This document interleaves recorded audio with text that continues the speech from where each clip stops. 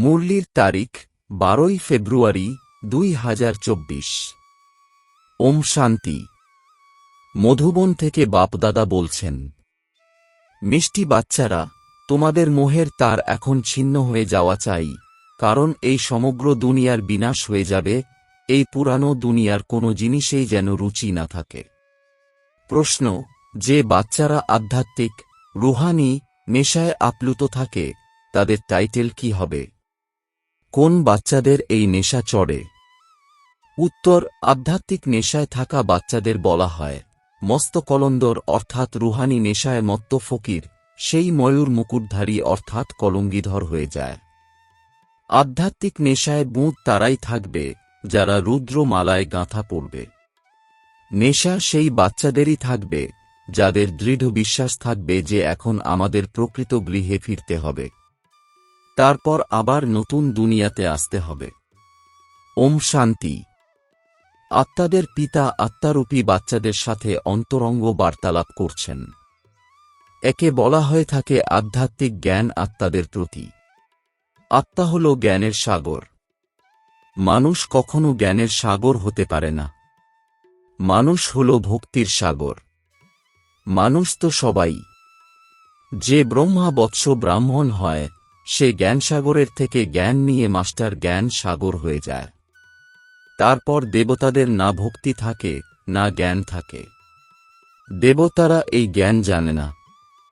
জ্ঞানের সাগর হলেন একজনই, পরমপিতা পরমাত্মা, সেই জন্য ওনাকেই হীরের মতো বলা হবে। উনি এসে করির থেকে হীরা, পাথর সম বুদ্ধি থেকে দৈবী বুদ্ধির অর্থাৎ পারস বুদ্ধি বানান। মানুষের কিছুই জানা নেই। দেবতারাই আবার এসে মানুষে পরিণত হয়। দেবতা হয় শ্রীমতের দ্বারা। অর্ধকল্প সেখানে, অর্থাৎ সত্যযুগে কারোরই মতের দরকার নেই। এখানে তো অনেক গুরুর মত নিতে থাকে। এখন বাবা তোমাদের বুঝিয়েছেন যে তোমরা সদ্গুরুর থেকে শ্রীমত প্রাপ্ত করো। শিখরা বলে সদ্গুরু অকাল বা মৃত্যুঞ্জয়। এর অর্থ জানে না। ডাকও দেয়, সদ্গুরু অকালমূর্ত অর্থাৎ সদ্গতি করেন যিনি, তিনি অকালমূর্তি অর্থাৎ কাল বা মৃত্যু যাকে নিতে পারে না। অকালমূর্ত পরমপিতা পরমাত্মাকেই বলা হয়। সদ্গুরু আর গুরুর মধ্যেও রাত দিনের পার্থক্য। তাই একে ব্রহ্মার দিন আর রাত বলে দেয়। ব্রহ্মার দিন, ব্রহ্মার রাত, তো অবশ্যই বলা হবে ব্রহ্মা পুনর্জন্ম নেন। যিনি ব্রহ্মা তিনিই বিষ্ণু হন। তোমরা শিব বাবার মহিমা করো। ওনার হীরে তুল্য জন্ম। এখন তোমরা বাচ্চারা গৃহস্থ ব্যবহারে থেকে পবিত্র হও। তোমাদের পবিত্র হয়ে আবার এই জ্ঞান ধারণ করতে হবে। কুমারীদের তো কোনো বন্ধন নেই। ওদের শুধুমাত্র মা বাবা বা ভাই বোনের স্মৃতি থাকে। আবার শ্বশুর বাড়ি গেলে দুটো পরিবার হয়ে যায়। এখন বাবা তোমাদের বলেন অশরীরী হয়ে যাও। এখন তোমাদের সবাইকে ফিরে যেতে হবে। তোমাদের পবিত্র হওয়ার যুক্তিও বলছি। একমাত্র আমিই হলাম পতিতপাবন। আমি গ্যারান্টি দিচ্ছি যে তোমরা আমাকে স্মরণ করলে এই যোগ অগ্নির দ্বারা তোমাদের জন্মজন্মান্তরের পাপ ভস্ম হয়ে যাবে।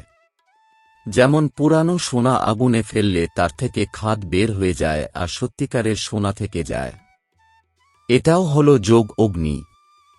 এই সঙ্গমেই বাবা এখানে রাজযোগ শেখান, সেই জন্য ওনার অনেক মহিমা। রাজযোগ যা ভগবান শিখিয়েছিলেন সেটাই সবাই শিখতে চাইছে। বিদেশ থেকেও সন্ন্যাসীরা অনেককে নিয়ে আসে। ওরা ভাবে এরা সন্ন্যাস নিয়েছে। এখন তো তোমরাও সন্ন্যাসী। কিন্তু অসীম জগতের সন্ন্যাসকে কেউই জানে না। অসীম জগতের সন্ন্যাস তো একমাত্র বাবাই শেখান। তোমরা জানো এই পুরানো দুনিয়া শেষ হতে চলেছে। এই দুনিয়ার কোনো জিনিসের প্রতি আমাদের রুচি থাকে না। অমুকে শরীর ছেড়েছে, গিয়ে দ্বিতীয় শরীর ন্যায় ভূমিকা পালন করার জন্য আমরা তবে কাঁদব কেন? মোহের তার ছিন্ন হয়ে যায়। আমাদের এখন নতুন দুনিয়ার সাথে সম্পর্ক তৈরি হয়েছে। এই রকম বাচ্চারাই মস্ত কলঙ্গীধর অর্থাৎ ময়ূর মুকুটধারী হয়। তোমাদের মধ্যে রাজা হওয়ার নেশা রয়েছে। ব্রহ্মা বাবার মধ্যেও তো নেশা রয়েছে যে আমি সত্যযুগে গিয়ে ময়ূর মুকুটধারী অর্থাৎ কলঙ্গিধর হব, ভিখারি থেকে ধনবান হব। ভিতরে ভিতরে এই নেশা চড়তে থাকে। সেই জন্যই তো মস্ত কলন্দর অর্থাৎ মস্ত ফকির বলে বা আধ্যাত্মিক নেশায় যিনি মত্ত থাকেন। ব্রহ্মা বাবার তো সাক্ষাৎকারও হয়। যেমন ওনার নেশা চড়ে থাকে, তোমাদেরও তেমন নেশা চড়া চাই। তোমরাও রুদ্রমালাতে গাঁথা পড়বে। যাদের দৃঢ় বিশ্বাস হয়ে যায় তাদের নেশা চড়বে। আমাদের অর্থাৎ আত্মাদের এখন ফিরতে হবে নিজ নিকেতনে। আবার নতুন দুনিয়াতে আসব। এই দৃঢ় বিশ্বাসের সাথে যারা ব্রহ্মা বাবাকে দেখবে তারা শিশু কৃষ্ণকে দেখতে পাবে। কত সুন্দর সে! কৃষ্ণ তো এখানে থাকেই না। তাকে দর্শন করবার জন্য মানুষ কত উদ্বেল হতে থাকে। দোলনা বানায়, তাকে দুধ পান করায়। ওটা তো জড় চিত্র, আরে তো রিয়েল, তাই না? এনারও এই অটল বিশ্বাস আছে যে আমি বালক হব। তোমরা বাচ্চারাও দিব্য দৃষ্টিতে ছোট বাচ্চা দেখো। এই চোখে তো দেখতে পাবে না। আত্মার যখন দিব্য দৃষ্টি প্রাপ্ত হয় তখন শরীরের বোধ থাকে না। ওই সময় নিজেকে মহারানী আর ওনাকে অর্থাৎ কৃষ্ণকে বাচ্চা মনে হবে। এই সাক্ষাৎকারও এই সময়ে অনেকেরই হয়ে থাকে। অনেকের সাদা পোশাক পরিহিতরও সাক্ষাৎকার হয়। তাকে আবার বলে তুমি এদের কাছে যাও, জ্ঞান নাও, তবে এইরকম প্রিন্স হবে। এ তো জাদু হয়ে গেল, তাই না? সৌদাও তো খুব ভালো করেন, তাই না? কড়ি নিয়ে হীরামুক্ত দেন। তোমরা হীরের মতো হও। তোমাদের শিব বাবা হীরের মতো তৈরি করেন, সেই জন্য তিনি মহান। মানুষ না বোঝার জন্য জাদুয়াদু বলে দেয়। যারা আশ্চর্যবৎ ভাবন্তি হয়ে যায় তারা গিয়ে উল্টো পাল্টা কথা বলতে থাকে। এরকমভাবে অনেকে ট্রেটার অর্থাৎ বিশ্বাসঘাতক হয়ে যায়। এরকম ট্রেটার হলে উঁচু পদ পেতে পারে না। তাদের বিষয়েই বলা হয় গুরুর নিন্দুক কোথাও স্থান পায় না। এখানে তো সত্যিকারের বাবা আছেন। এটাও তোমরা এখন বোঝো। মানুষ তো বলে দেয় তিনি যুগে যুগে আসেন। আচ্ছা, যুগ হল 4টি, তাহলে 24 অবতার কিভাবে বলা যায়? আবার বলে নুডি পাথর, প্রতিটি কণায় কণায় পরমাত্মা আছেন, তবে তো সবাই পরমাত্মা হয়ে গেল। বাবা বলেন আমি কড়ি থেকে হীরে বানিয়ে থাকি, আমাকেই তারা নুডি পাথরে ঠুকে দিয়েছে। সর্বব্যাপী হয়ে গেলে, সব কিছুতে থাকলে তবে তো কোনো ভ্যালু থাকল না। আমার কিরকম অপকার করে? বাবা বলেন এটাও ড্রামাতে স্থির হয়ে আছে। যখন এরকম হয়ে যায় তখন বাবা আবার এসে উপকার করেন অর্থাৎ মানুষকে দেবতা বানান। ওয়ার্ল্ডের হিস্ট্রি, জিওগ্রাফি আবার রিপিট হয়। সত্যযুগে আবার এই লক্ষ্মীনারায়ণই আসবে। ওখানে শুধু ভারতই থাকে। শুরুতে খুবই কম দেবতারা থাকে, আবার ক্রমশ বৃদ্ধি পেতে পেতে 5000 বছরে কত হয়ে গেল। এখন এই জ্ঞান আর কারোর বুদ্ধিতে নেই। বাকিটা হল ভক্তি। দেবতাদের চিত্র দেখে দেবতাদের মহিমা গায়। এটা বুঝতে পারে না যে এরা চৈতন্য রূপে ছিল, কোথায় গেল তারা? চিত্রকে পূজা করে কিন্তু তারা গেল কোথায়? এই দেবতাদেরকেও তমপ্রধান হয়ে আবার শতপ্রধান হতে হবে। এটা কারও বুদ্ধিতেই দেয় না।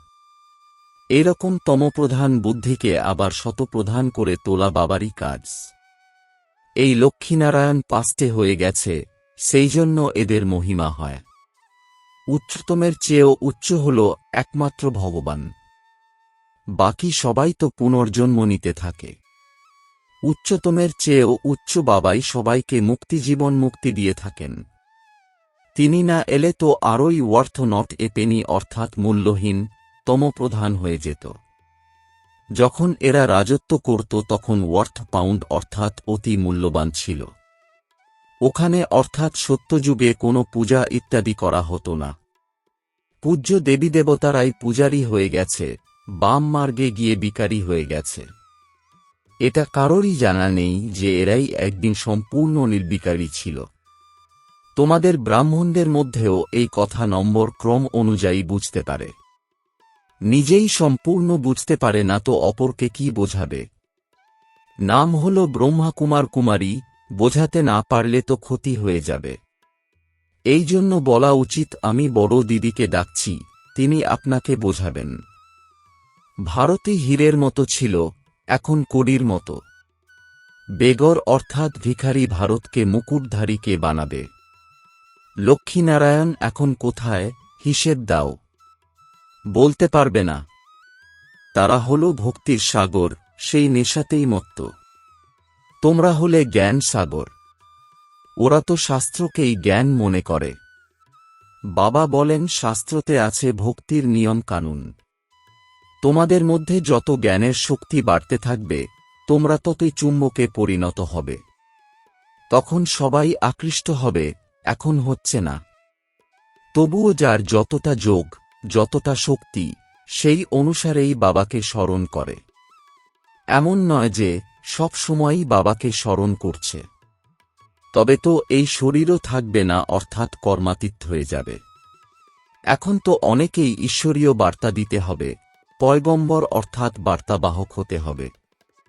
তোমরা বাচ্চারাই পয়গম্বর হয়ে থাকো, আর কেউ হয় না। খ্রাইস্ট প্রমুখরা এসে ধর্ম স্থাপন করে, ওদের পয়গম্বর বলা যায় না।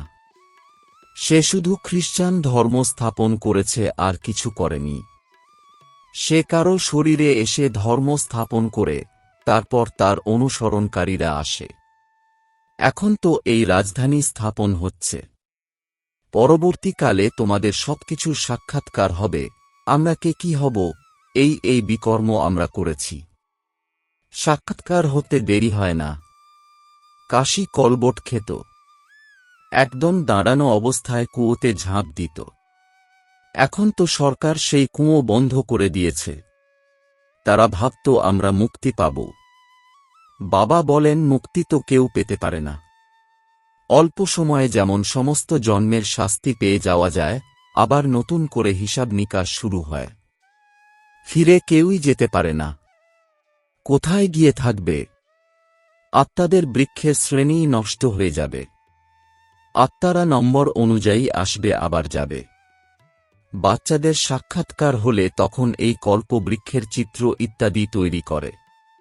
84 জন্মের সমস্ত সৃষ্টিচক্রের আদিমধ্যান্তের জ্ঞান তোমরা প্রাপ্ত করছ। আবার তোমাদের মধ্যেও নম্বর অনুযায়ী জ্ঞান প্রাপ্ত হয়। কেউ অনেক মার্কস পেয়ে পাশ করে, কেউ কম। 100 মার্কস তো কারোরই হয় না। 100 হয়ই বাবার। সেটা তো কেউ হতে পারে না। অল্প অল্প পার্থক্য হয়ে যায়। একরকমও কেউ হতে পারে না। কত শত মানুষ, সবার ফিচার্স যারা নিজের মতো। আত্মারা সবাই হল কত ছোট বিন্দু। মানুষ কত বড় বড়, কিন্তু আকৃতি একের সাথে অপরের মেলে না। যত আত্মারা আছে, ততটাই আবার হবে, তবে তো ওখানে অর্থাৎ পরমধামে ঘরে থাকবে। এও ড্রামাতে নিহিত রয়েছে। এতে সামান্যতম ফারাক হতে পারে না। একবার যে শুটিং হয়েছিল সেটাই আবার দেখতে পাওয়া যাবে। তোমরা বলবে 5000 বছর পূর্বেও আমরা এরকম মিলিত হয়েছিলাম।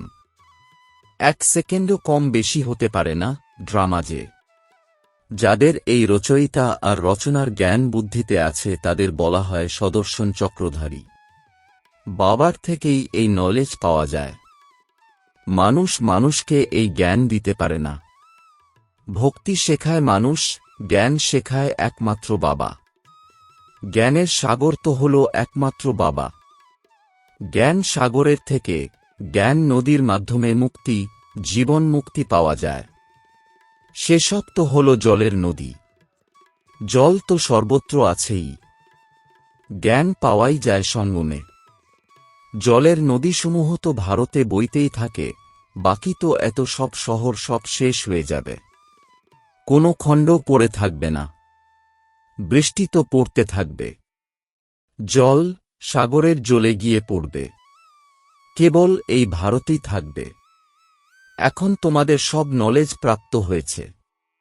এ হল জ্ঞান, বাকি সব ভক্তি। হীরের মতো এক শিববাবাই আছেন, যার জন্ম জয়ন্তী পালিত হয়। লোকেদের জিজ্ঞাসা করতে হবে শিব বাবা কি করেছেন। উনি তো এসে পতিতকে পাবন করেন, আদিমধ্যন্তের জ্ঞান শোনান। তখন গাওয়া হয় জ্ঞান সূর্য প্রকাশিত হল। জ্ঞানের দ্বারা দিন, ভক্তির দ্বারা রাত হয়। এখন তোমরা জানো আমরা ৮৪ জন্ম সম্পূর্ণ করেছি। এখন বাবাকে স্মরণ করলে পবিত্র হব, আবার শরীরও পবিত্র প্রাপ্ত হবে। তোমরা সবাই নম্বর ক্রম অনুযায়ী পবিত্র হও। কত সহজ কথা। মুখ্য কথা হল স্মরণের। অনেকেই আছে যাদের নিজেকে আত্মা মনে করে বাবার স্মরণও আসে না। তবুও বাচ্চা হয়েছে যখন তখন স্বর্গে অবশ্যই যাবে। এই সময়ের পুরুষার্থ অনুসারেই রাজ্য স্থাপন হয়। আচ্ছা, মিষ্টি মিষ্টি প্রশিক্ষার্থী বাচ্চাদের মাতাপিতা বাপদাদার স্মরণসহ স্নেহসুমন আর সুপ্রভাত। আত্মিক পিতার আত্মিক বাচ্চাদেরকে জানাচ্ছি নমস্কার। ধারণার জন্যে মুখ্য সার। ১. সর্বদা এই নেশাতে থাকতে হবে যে আমরা হলাম মাস্টার জ্ঞান সাগর। নিজেদের মধ্যে জ্ঞানের শক্তি ভরে চুম্বক হতে হবে, ঈশ্বরীয় বার্তাবাহক হতে হবে। ২. এমন কোনো কাজ করবে না যাতে সদ্গুরু বাবার নাম বদনাম হয়। যা কিছুই ঘটুক না কেন কখনো কাঁদবে না। বরদান: সত্যতার ফাউন্ডেশনের দ্বারা চলন আর চেহারার দ্বারা দিব্যতার অনুভূতি করানো সত্যবাদী ভব। এর বিস্তার: দুনিয়াতে অনেক আত্মারা নিজেকে সত্যবাদী বলে থাকে বা মনে করে, কিন্তু সম্পূর্ণ সত্যতা পবিত্রতার আধারেই হয়। পবিত্রতা নেই তো সদা সত্য থাকতে পারবে না। সত্যতার ফাউন্ডেশন হল পবিত্রতা, আর সত্যতার প্র্যাকটিক্যাল প্রমাণ হল চেহারা আর চলনে দিব্যতা থাকবে। পবিত্রতার আধারের উপর সত্যতার স্বরূপ শত আর সহজ হয়ে থাকে। যখন আত্মা আর শরীর দুটোই পবিত্র হবে তখন বলবে সম্পূর্ণ সত্যবাদী অর্থাৎ দিব্যতা সম্পন্ন দেবতা। স্লোগান: অসীম জগতের সেবাতে ব্যস্ত থাকো, তাহলে অসীম জগতের বৈরাগ্য শতই এসে যাবে। ওম শান্তি।